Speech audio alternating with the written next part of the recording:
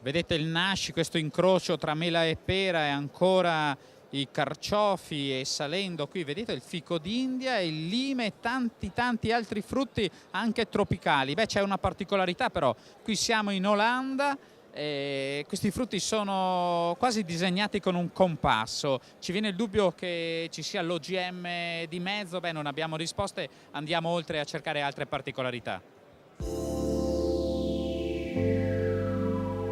Beh, parlando di OGM, scopriamo che in Olanda anche le pere parlano. Your name?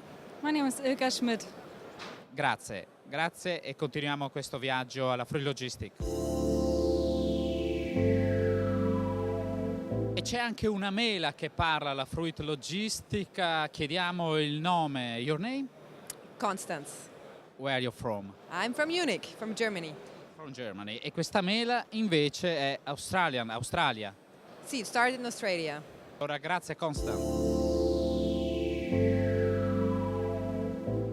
E per dar vita a questi agrumi invece il sole della Turchia, avete visto questo cartello qui di tutte le certificazioni importanti a testimonianza che ormai la competizione è davvero globale e certificata. E nel nostro giro per il mondo ortofrutticolo non potevamo non attraversare la Nuova Zelanda e scoprire la bontà del loro principe della frutta, ovvero il kiwi, sia nella tradizionale green, pasta verde, ma anche in quella gold, ovvero gialla. Patate, tante tipologie, davvero ce ne sono per tutti i gusti, un leitmotiv di questa Fruit Logistica. E come sempre dalla Cina pronti ad invadere i mercati mondiali, prodotti come l'aglio, la mela e tante altre particolarità come queste. Non so se continua a dire sì, ma noi intanto ci fermiamo qui, ci guardiamo questo servizio di cronache trevigiane e poi tanta altra Fruit Logistica da Berlino. A tra poco.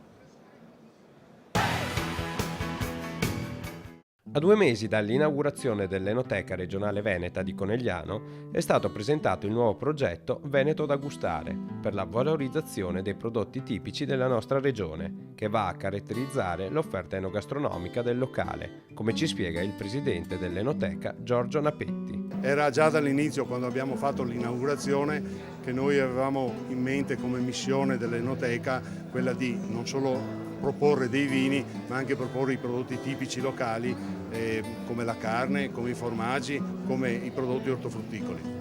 Tra le iniziative lanciate 2 particolari progetti che coinvolgono la carne veneta.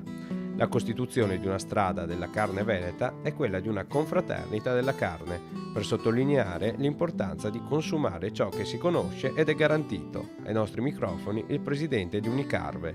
Noi oggi ci troviamo ad avere dei prezzi paritetici ad altri paesi europei dove le regole di controllo sono profondamente diverse dalle nostre.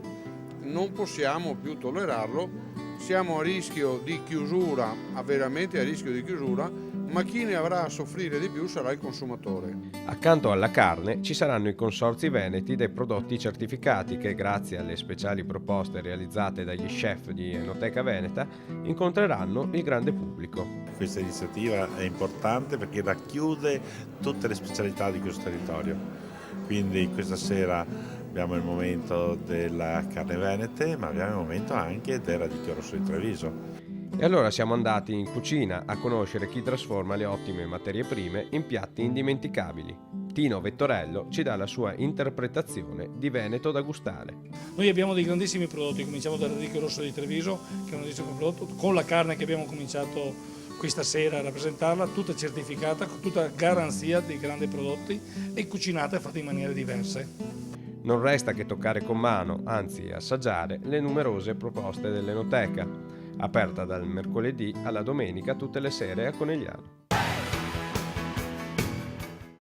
Ed eccola qui una novità presentata qui a Berlino alla Fruit Logistica, Viki, ovvero un nuovo brand di APVF per dare un nome al kiwi trevigiano, al kiwi veneto. E siamo assieme al presidente di APOVF Lino Rossi e a Domenico Dalbò, il direttore generale. Allora, Presidente, una fiera che davvero parla a un centinaio di paesi nel mondo, una fiera che vi sta dando soddisfazioni. Una fiera importantissima, io l'ho partecipata nel 1986, però a tutt'oggi è una cosa veramente straordinaria e interessante da parte della nostra presentazione dei nostri prodotti.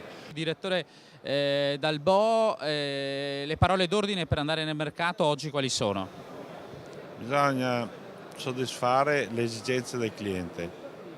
Oggi sono le reti commerciali e quindi bisogna presentarsi con dei packaging, con dei brand e valorizzare i prodotti. Noi abbiamo puntato molto nei brand e nei packaging perché vogliamo prendere il prodotto italiano e portarlo all'estero. Questa è la nostra mission. Cerchiamo qui di arrivare a questo risultato. Si sta lanciando anche il monodose, no? Per le comunità, per le mense, per le stesse persone che magari da sole è inutile che comprino troppi pezzi, ma magari una, due mele in una confezione è il packaging giusto, è così?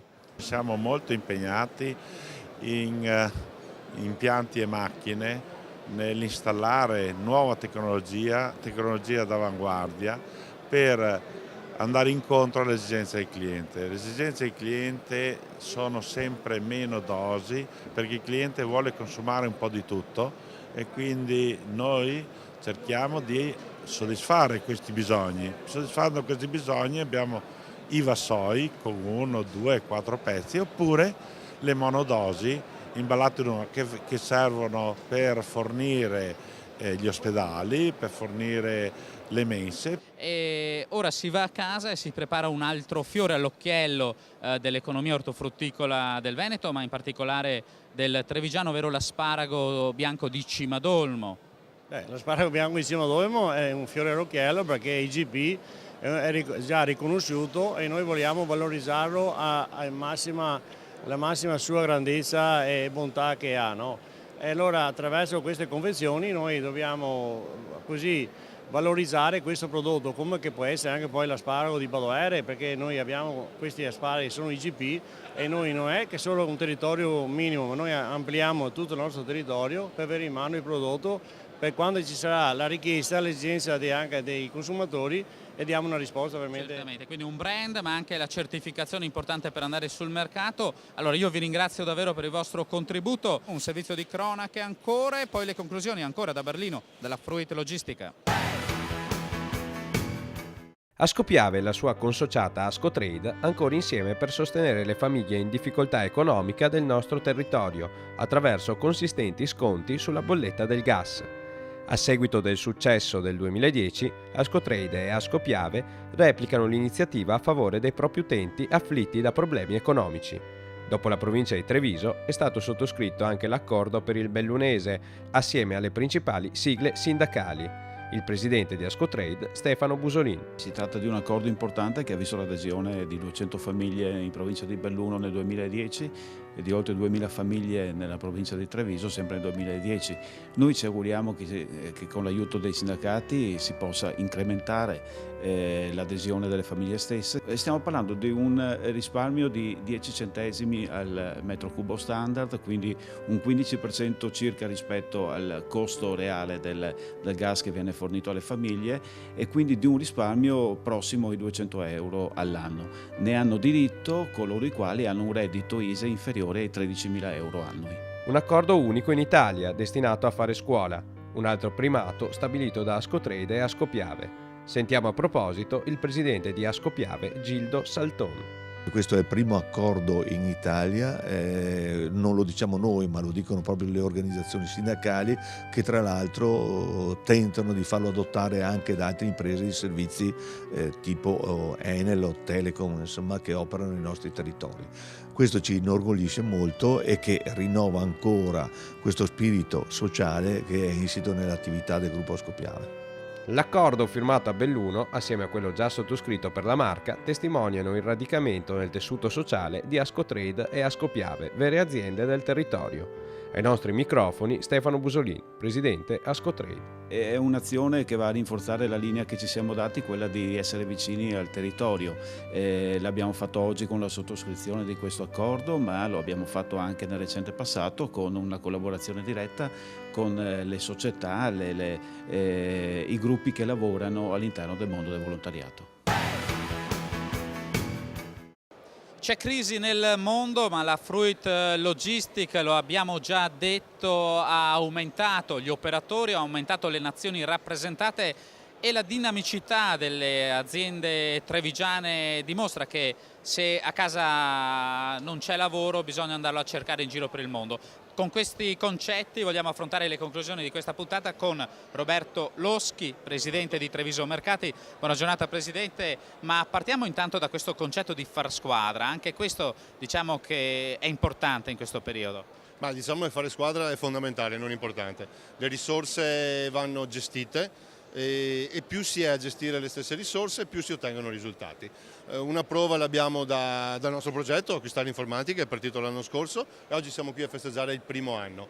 www.acquistareinformati.it, ovvero la capacità di Treviso Mercati di informare sulla stagionalità, anzi quasi a settimana, ogni settimana c'è una proposta, anche il venerdì sul Gazzettino ci sono 2 pagine che parlano di questo progetto che nasce proprio per un contatto diretto con il consumatore. Sì, diciamo che il nostro obiettivo è quello di far tornare la fiducia dei consumatori nel settore dell'ortofrutta e farlo assieme a tutta la filiera è stato un risultato che ha pagato, in quanto dall'agricoltore all'ultimo venditore siamo riusciti a creare un progetto che dia tranquillità e serenità al consumatore. Noi non abbiamo assolutamente paura a dire qual è il prodotto migliore della settimana, come non abbiamo paura a dire che questo prodotto non va acquistato perché non c'è un rapporto qualità-prezzo conveniente, e questo ha dimostrato che è stato molto apprezzato dai consumatori e il risultato ce l'abbiamo sotto gli occhi.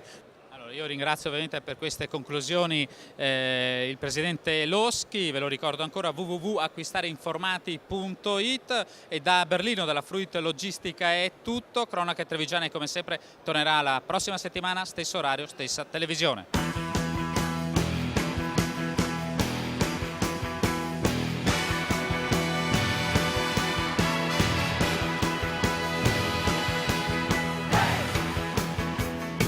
Un programma in collaborazione con Unindustria Treviso, Provincia di Treviso, Casatella Trevigiana DOP, Gruppo APOVF, Gruppo Grigolin.